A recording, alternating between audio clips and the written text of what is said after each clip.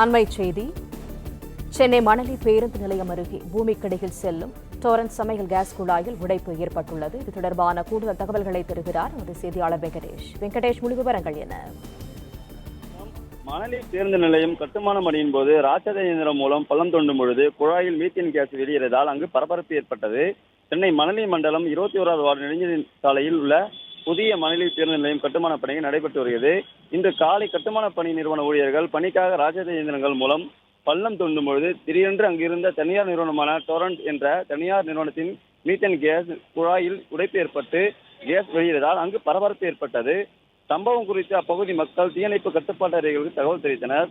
தகவல் அறிந்து வந்த சம்பவ இடத்துக்கு அறிந்து வந்த மணலி தீயணைப்பு படை வீரர்கள் தண்ணீரை பீச்சடித்து பின்னர் பள்ளத்தில் மணல்களை நிரப்பி கேஸ் வெளியேறுவதை தடுக்கும் பணியில் ஈடுபட்டனர். ஆனாலும் அழுத்தம் அதிகமாக இருந்ததால் கேஸ் வெளியேறுவது கட்டுப்படுத்தவில்லை. இதையடுத்து டோரண்ட் கேஸ் நிறுவனத்தின் அதிகாரிகள் அந்த வழியாக செல்லக்கூடிய குழாயின் வால்வுகளை மூடினர். பின்னர் சிறு நேரத்திற்கு பின்னர் படிப்படியாக எரிவாயு வெளியேறுவது கட்டுக்குள் கொண்டு வந்தது.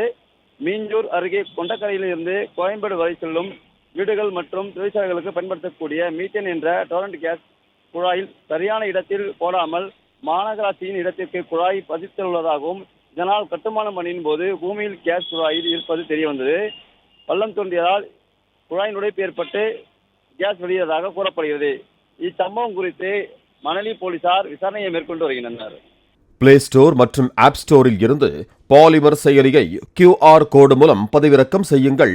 செய்திகளை உடனுக்குடன் பெறுங்கள்.